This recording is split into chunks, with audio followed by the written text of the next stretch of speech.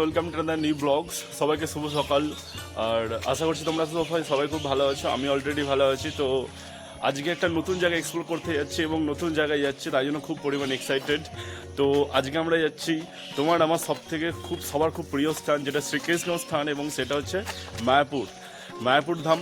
আর তোমরা পুরো ভিডিওটা দেখতে থাকো, সমস্ত কিছু ইনফরমেশান দেবো, কোথায় থাকবে, কিভাবে তোমরা আসবে হাওড়া বা শিয়ালদা থেকে।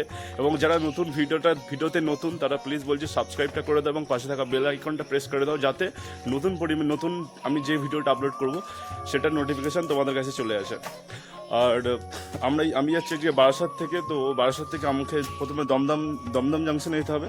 তো দমদম থেকে আমি সমস্ত কিছু ইনফরমেশান দিয়ে থাকবো। এর মধ্যে তোমরা তো সবাই জানো কীভাবে যেতে হয়। তো চলো ব্লগটা দেখতে থাকো। আর আমি যাচ্ছি, আমার সঙ্গে আমার আরও 3-4টে বন্ধু যাচ্ছে, তো তোমাদের সঙ্গে পরিচয় করিয়ে দেবো পরে। তো চলো আমরা আগে দমদমে যাই, তারপরে তোমাদের সঙ্গে তুমি ব্লগটা ভার্চুয়ালি আমাদের সঙ্গে তীর্থস্থানটা, দর্শনীয় স্থানটাকে এনজয় করতে থাকো। চলো আমরা আগে দমদম যাই, তারপরে দেখা হচ্ছে। দমদম জাংশনে এখানে এসেছি। তো আমরা এখন চলে এসেছি দমদম স্টেশনে। তো দমদম স্টেশন থেকে আমরা যাব বিষ্ণুপ্রিয়া হল্ট, কারণ আমরা যাব কাটোয়া লোকাল ধরে। তো কাটোয়া লোকাল শিয়ালদা থেকে প্রচুর কম পরিমাণ চলে, এবং কাটোয়া লোকাল সব থেকে বেশি চলে হাওড়া স্টেশন থেকে। আর শিয়ালদা থেকে তোমরা যদি যাও, তো তোমাদের সুবিধা হবে কৃষ্ণনগর লোকাল ধরে। কৃষ্ণনগর লোকাল শিয়ালদা থেকে ছাড়ে অনেক অ্যাভেলেবেল থাকে। সেই টাইম টেবিলগুলো আমি দিয়ে দেবো, এবং সেই লোকাল ধরে তোমরা যাবে, গিয়ে কৃষ্ণনগর স্টেশনে নামবে। কৃষ্ণনগর স্টেশন থেকে অটো করে 30 টাকা ভাড়া দিয়ে তোমাদের যেতে হবে স্বরূপগঞ্জ ঘাট থেকে পেরোলেই মায়াপুর ঘাট পড়ে যাবে। কিন্তু এমনি কাটোয়া লোকাল ধরে যাও, তো কাটোয়া লোকাল ধরলে বিষ্ণুপ্রিয়া হল্টে নামতে হবে। বিষ্ণুপ্রিয়া হল থেকে নেমে তোমরা টোটো পেয়ে যাবে। সেই টোটো করে যেতে হবে তোমাদের নবদ্বীপ ধাম ঘাট। ওখান থেকে পেরোতে হবে, পেরিয়ে মায়াপুর ধামে যেতে হবে। তো মায়াপুর ধাম সেখানে ঘাট পেয়ে যাবে, এবং এটা তোমরা খুব পার হেড 10 টাকা করে এর ভাড়া পড়বে। তো তোমরা খুব সুবিধার্থেই এটা পেরোতে পারবে।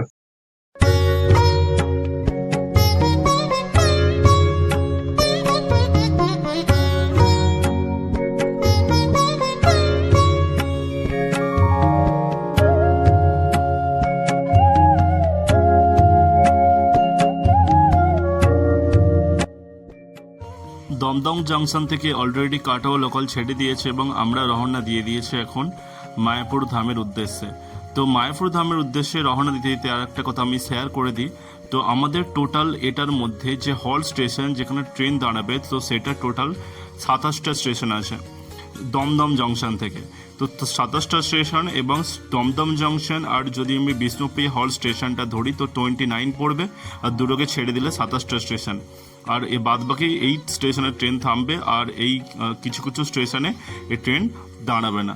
তো চলো আমরা সামনের দিকে এগোতে থাকি, এবং তোমরা এই ভিউটা নিয়ে এনজয় করো।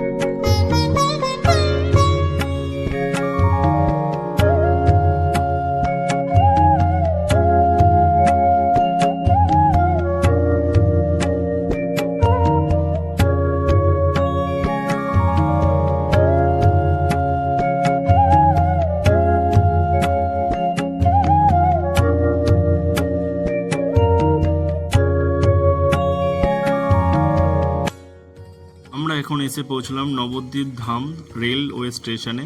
তো এইখানে আসার পরে একটা আলাদাই একটা অনুভূতি পাওয়া যায়, এবং এখানকার যে পরিবেশের যে গন্ধ, সেটাই আলাদা। এবং এটা আমরা ছাড়ছি, এবং এর নেক্সট স্টেশনই হচ্ছে বিষ্ণুপ্রিয়া হল্ট।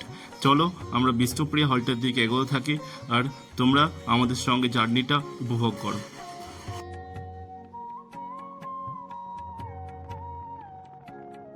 সো ফাইনালি আমরা এসে পৌঁছলাম বিষ্ণুপ্রিয়া হল স্টেশনে, আর এটাই আমাদের গন্তব্যের লাস্ট স্টেশন।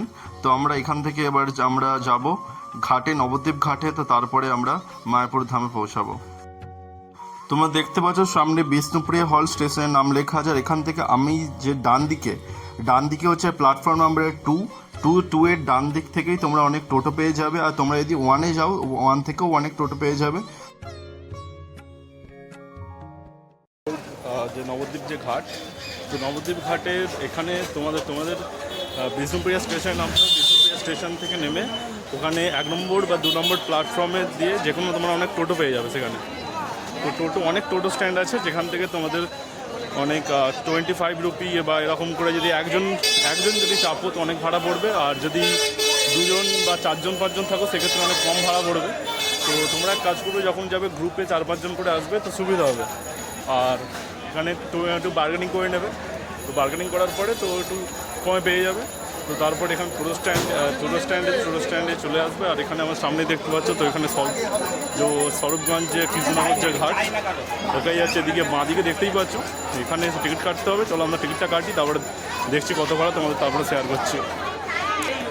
আমার সামনে সোজাটা দেখতে পাচ্ছ, এটা হচ্ছে তোমার নদীর যে ঘাট, এখান দিয়ে আমরা যাবো। টিকিট কাটতে গেলে তো টিকিট কত প্রাইস তোমাদের আমি বলছি। তো সেক্ষেত্রে এখানে এই সামনে অনেক দোকান পেয়ে যাবে। এখানে যদি কোনো টিফিন করতে যাও তো করতে পারো।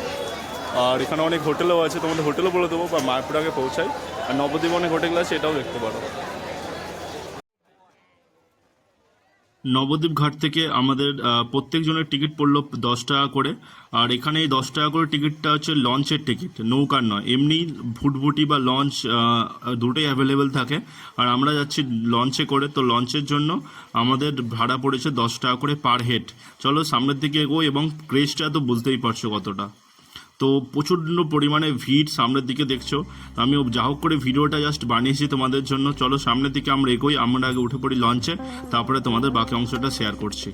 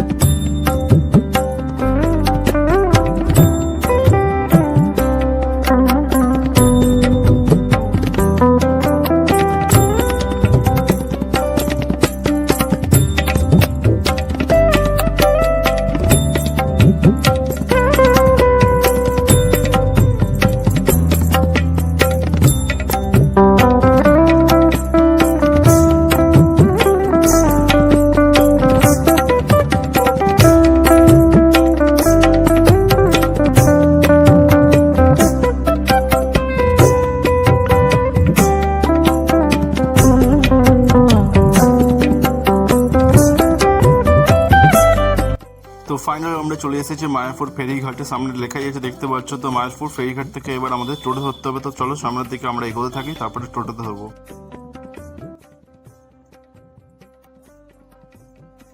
চলে এসেছি, মায়াপুর ঘাট পেরিয়ে পড়েছে। তো এখন এখানে সামনের দিকে 1 কিলোমিটার মায়াপুর মন্দির। তো এখানে সামনে অনেক টোটো আছে। আর প্রচণ্ড গরম আজকে, প্রচণ্ড রোদ, প্রচুর পরিমাণে ঘাম দিচ্ছে, সোয়েটিং হচ্ছে। আর কতটা পরিমাণ লোকের ক্রেজ তো দেখতেই পারছো। তো সেই লেভেলের লোকের ক্রেজ।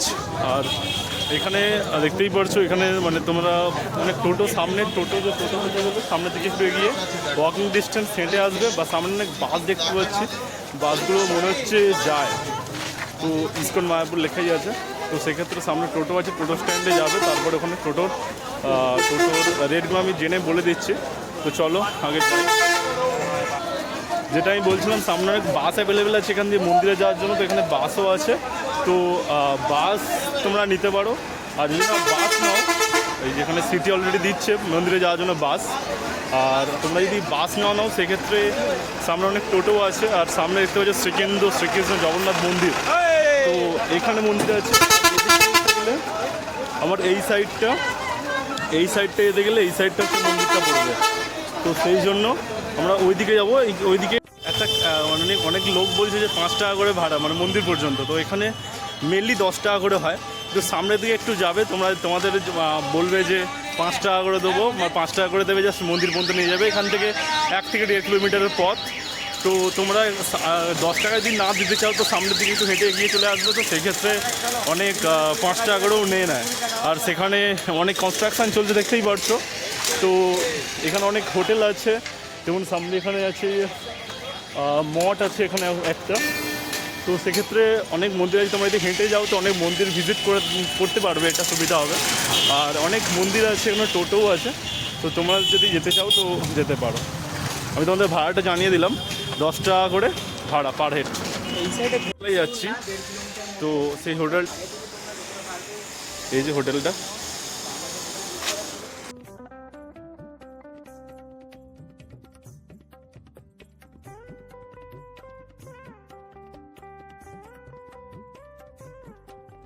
আমরা এখন এসেছি একটা রুমে।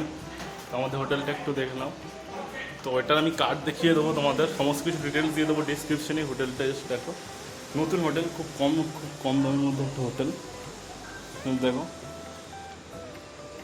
আর এই যে হোটেল, আর এখানে ব্যালকনি আছে একটা, যেখানে একটা ব্যালকনি সুন্দর, এখানে রেস্ট করতে পারবে বা এখানে আড্ডা দিতে পারবে। তো এখানে আমাদের রুমটা দেখে নাও জাস্ট, এটা 5 জনের রুম, কিন্তু আমরা 4 জনে থাকছি। তো খুব ভালো রুম। তো রুমের কত কস্ট আমি সব কিছু জানিয়ে দেবো তোমাদের।